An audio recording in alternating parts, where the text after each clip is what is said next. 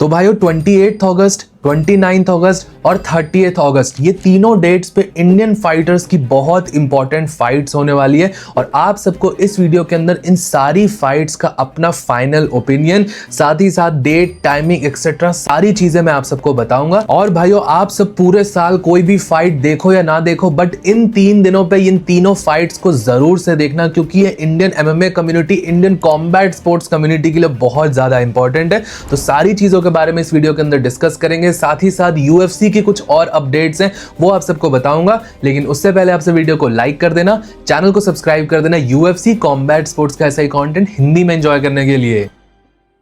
तो भाइयों सबसे पहले डिस्कस करते हैं रोड टू यूएफसी के बारे में, जो कि 28 अगस्त को होने वाला है। आज जब मैं ये वीडियो रिकॉर्ड कर रहा हूं, कल 28 अगस्त 2:30 बजे से ये इवेंट स्टार्ट हो जाएगा। Sony LIV OTT platform, Sony 10 channels पे आप सब इसको देख सकते हो। और आप सब मेरे टेलीग्राम को ज्वाइन कर लेना, वहां पे बाकी सारी अपडेट्स आप सबको मिल जाएंगी। तो ये एक बहुत बड़ा इवेंट है। चुंगरेन कोरेन रियो ताजिमा की फाइट होने वाली है। चुंगरेन कोरेन इंडियन फाइटर यहाँ पे फाइट करने वाला है और ये अपने आप में ही बहुत बड़ी बात है। जब मैं ये वीडियो रिकॉर्ड कर रहा हूँ, यहाँ पे वेन्स खत्म हो चुके हैं। चुंगरेन कोरेन ने बहुत सक्सेसफुली अपना वेट बना लिया है। काफी सारे लोगों को डर लग रहा था कि वो वापस से वेट मिस ना कर दे, बट चुंगरेन भाई ने यहाँ पर वेट बना लिया है। रियो ताजिमा के अगेंस्ट फेस करने के लिए वो रेडी है। लोगों को ये रियलाइजेशन नहीं है कि ये कितनी बड़ी अपॉर्चुनिटी और चुंगरेन भाई का जीतना कितना ज्यादा इंपॉर्टेंट है। अगर वो इस फाइट को जीतते हैं, भाई इंडिया के अंदर जो एमएमए सीन थोड़ा स्लो डाउन हुआ था वो वापस से रिकिंडल हो जाएगा। बहुत सारी हाइप वापस से आ जाएगी। फाइटर्स, फैंस, सबको एक वापस से होप दिखना स्टार्ट हो जाएगी इंडियन एमएमए के अंदर। तो आई विश चुंगरेन भाई अपनी इस फाइट को बहुत अच्छी तरीके से जीते। फाइट किस तरीके से जा सकती है मैंने अपनी डिटेल वीडियो के अंदर भी आप सबको बताया था। चुंगरेन भाई को कोई बहुत बड़ा ब्लंडर मिस्टेक नहीं करना है, जो कि usually Indian fighters higher stages पे करते हैं। कोई बड़ी ब्लंडर मिस्टेक कर देते हैं, ब्रॉलिंग करने लग जाते हैं या कुछ मिसहैप हो जाता है। इन सारी चीजों से बच के रहना है। फिर चाहे फाइट वो हार जाए, जीत जाए, वो बाद की चीज है, बट अपनी जो best performance to the best of his potential, I wish की वैसी फाइट वो डिस्प्ले कर पाए। चुंगरेन भाई से मेरी यही उम्मीद रहेगी। और कल भाइयों जब 2:30 बजे रोड टू यूएफसी का इवेंट स्टार्ट होगा, तो हम सब अपने चैनल पर एक लाइव स्ट्रीम भी कर रहे होंगे, वॉच अलोंग लाइव स्ट्रीम। उस पर भी जरूर से जुड़ना, साथ में बैठ के इवेंट को देखेंगे। और भाइयों इसी के साथ एक और बहुत इंपॉर्टेंट फाइट है रोड टू यूएफसी के सेमीफाइनल्स के अंदर, रविंद्र धांत वर्सेस कासिम मर्डॉक की। इसमें नेपाली फाइटर रविंद्र धांत फाइट कर रहा है, बट एज एन इंडियन भी इस फाइट के लिए काफी ज्यादा एंटिसिपेशन है। एक तो ऑब्वियस रीजन है भाइयों, नेपाल एज अ कंट्री भी हमारा छोटा भाई है, नेपाली सारे अपने ब्रदर्स हैं। But at the same time भाइयों इस फाइट से पहले काफी सारी ट्रैश टॉकिंग हुई है। रविंद्र धांत के अपोनेंट ने यहाँ पर काफी ज्यादा डिसरिस्पेक्ट शो करा है, ट्रैश टॉकिंग शो करी है, रविंद्र धांत को काफी सारी चीजें बोली है। फाइट से पहले कासिम मर्डॉक अपने आप को किंग ऑफ नेपाल बोल रहा है। और कासिम मर्डॉक ने फाइट से पहले ऐसा पोस्ट करा है कि दुनिया की 2 सबसे इजी चीज है, फर्स्ट रविंद्र धांत को नॉकआउट करना और सेकंड माउंट एवरेस्ट क्लाइंब करना। ये ऐसे स्टेटमेंट्स यहां पर कासिम मर्डॉक ने फाइट से पहले दिए। तो ऑब्वियसली इस फाइट की भी बहुत ज्यादा एंटिसिपेशन है। और रविंद्र धांत अगर यहां पर हराते हैं कासिम मर्डॉक को, भाई बहुत ज्यादा मजा आने वाला है। कल का मुझे इंतजार नहीं है। 2:30 बजे भाइयों इवेंट स्टार्ट हो जाएगा, चाहे आप नेपाल में हो, इंडिया में हो।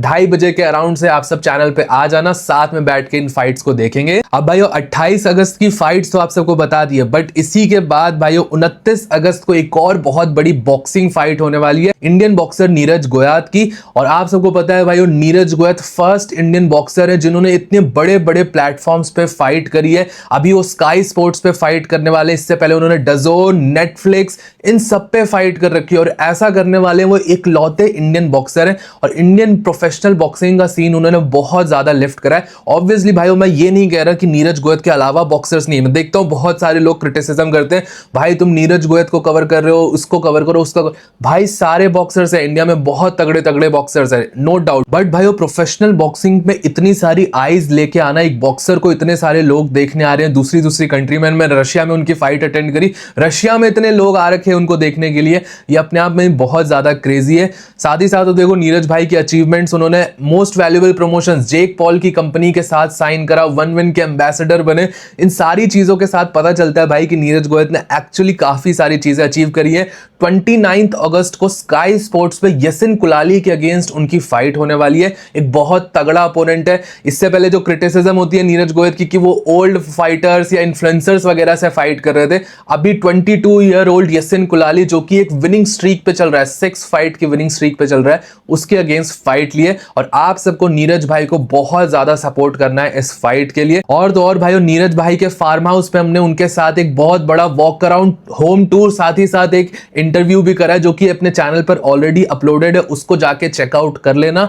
बाकी भाइयों टेलीग्राम पे नीरज भाई की फाइट के रिगार्डिंग सारी अपडेट्स आप सबको मैं दे दूंगा। तो 29 अगस्त को नीरज गोयात की फाइट होने वाली है। फिर भाइयों 30 अगस्त को इंडियन एमएमए फाइटर ओवेस याकूब की कमरुद्दीन खसनोव के अगेंस्ट एसीबीजेजे के अंदर एक ब्राजीलियन जियोजित्सु मैचअप होने वाला है। और भाइयों इस फाइट से रिगार्डिंग मुझे डिटेल पता चली है कि ये फाइट एक ब्राजीलियन जियोजित्सु ग्रैपलिंग मैच तो है ही, लेकिन इसके अंदर स्ट्राइकिंग भी इन्वॉल्व होगी। हेड स्ट्राइक्स नहीं होंगे बट मॉडरेट स्ट्राइक्स इसके अंदर इन्वॉल्व होगी, तो ये फाइट और ज्यादा इंटरेस्टिंग बन जाती है।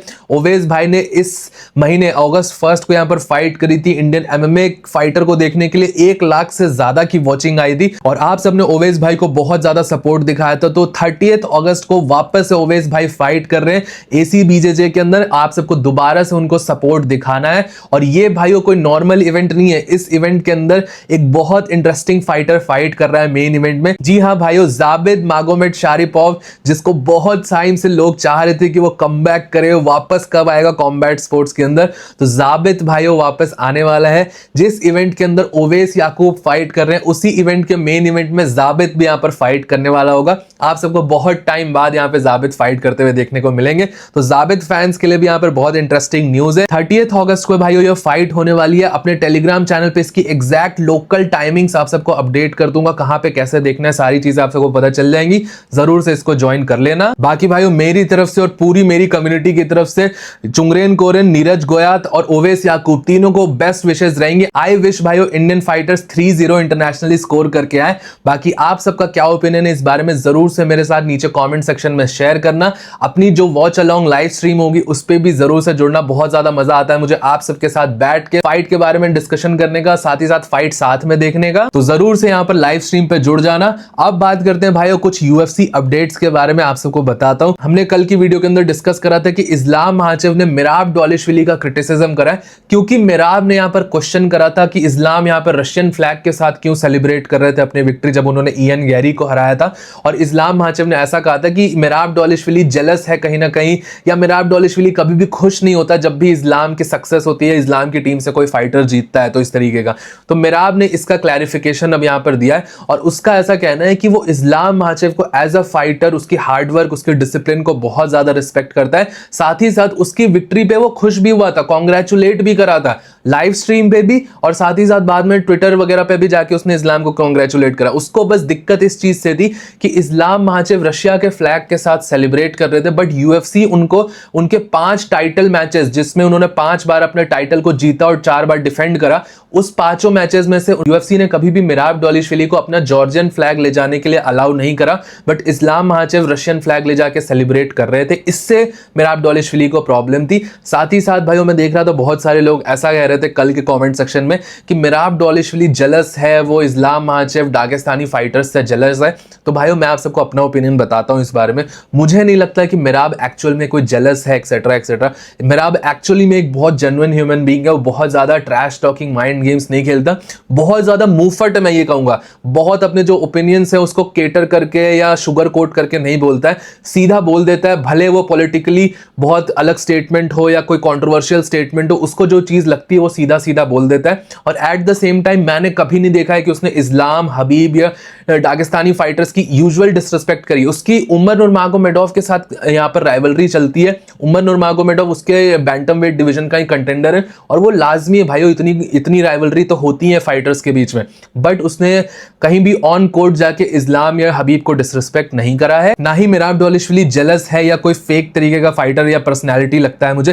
काफी रॉ और जेन्युइन पर्सनैलिटी दिखेगी। एक्चुअल में बहुत कम ही फाइटर्स हैं आज के टाइम पे जिनकी इतनी जेन्युइन पर्सनैलिटी है। मुझे ये चीज तब पता चली थी जब एल्जमिन स्टर्लिंग बैंटम वेट का चैंपियन था और उस टाइम पे मिराब डॉलिशविली ने अपना टाइटल शॉट जाने दिया था क्योंकि उसका फ्रेंड एल्जमेन स्टर्लिंग चैंपियन था, वरना मिराब डॉलिशविली और पहले टाइटल शॉट ले सकता था, या उसके जगह पे कोई भी फाइटर होता, वो अपने फ्रेंडशिप क्या देखने जाएगा, या ये सारी चीजें आज के टाइम पे नहीं देखी जाती है जब आप फाइट कर रहे होते हो। बट मिराब ने अपनी फ्रेंडशिप रखी और एल्जमेन स्टर्लिंग को टाइम दिया। एल्जमेन स्टर्लिंग जब तक चाहता बैंटमवेट चैंपियन रह लेता, बट मिराब डॉलिशविली यहाँ पर टाइटल शॉट लेने के लिए रेडी नहीं था। डेना वाइट भी काफी गुस्सा हुआ था मिराब से, बट स्टिल मिराब ने एल्जमेन स्टर्लिंग से फाइट लेने के लिए बिल्कुल मना कर दिया था। सिमिलरली जैसे कभी हबीब इस्लाम आपस में फाइट नहीं करेंगे, वैसे ही मिराब डॉलिशविली एल्जमेन स्टर्लिंग के लिए था। तो यस, इस्लाम माचेव, मिराब डॉलिशविली और इनके कैंप्स के बीच में मिसअंडरस्टैंडिंग है, बट इसका मतलब ये नहीं है कि हम मिराब डॉलिशविली को यहाँ पर स्लैंडर करेंगे। मिराब अपने आप में ही बहुत अच्छा फाइटर है, बहुत अच्छा ह्यूमन बीइंग है,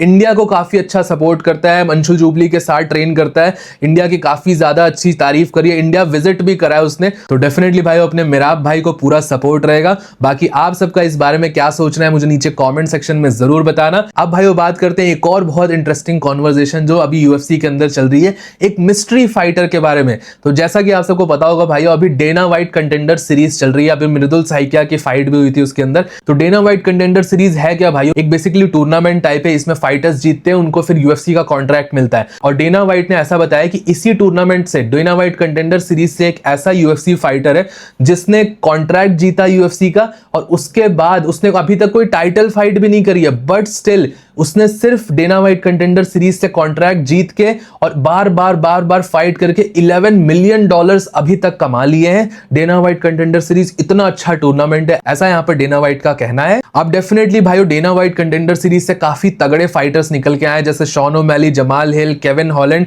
ये सारे fighters Dana White contender series से ही यूएफसी के अंदर आए हैं।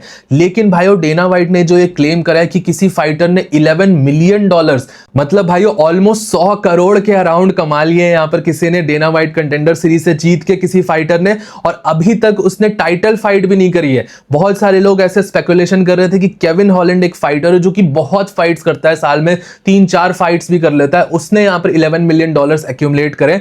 बट केविन हॉलैंड ने सामने से स्टेटमेंट दी कि वो ये फाइटर नहीं है, उसके पास $11 मिलियन नहीं है, तो उसका नाम तो बिल्कुल भी नहीं लेना यहाँ पे। तो ऐसा यहाँ पर केविन हॉलैंड ने कहा है। अब भाई मैं खुद भी कोई ऐसे फाइटर को नहीं सोच सकता, मे बी शॉन ओमैली हो सकता है, बट शॉन ओमैली ने टाइटल फाइट कर रखी है, जमाल हिल भी चैंपियन बन चुका है, इनके बेसिकली हो सकते हैं $11 मिलियन, बट उसके अलावा ऐसा कौन सा फाइटर है जिसने $11 मिलियन अर्न कर लिए हैं, डेना वाइट कंटेंडर सीरीज से आया है? आप सब मुझे नीचे कमेंट सेक्शन में सोच के बताना। टिल देन भाई वीडियो पसंद आया हो तो प्लीज वीडियो को लाइक, चैनल को सब्सक्राइब कर देना। मिलता हूं सबको नेक्स्ट वीडियो में अगले अपडेट के साथ। Bye bye.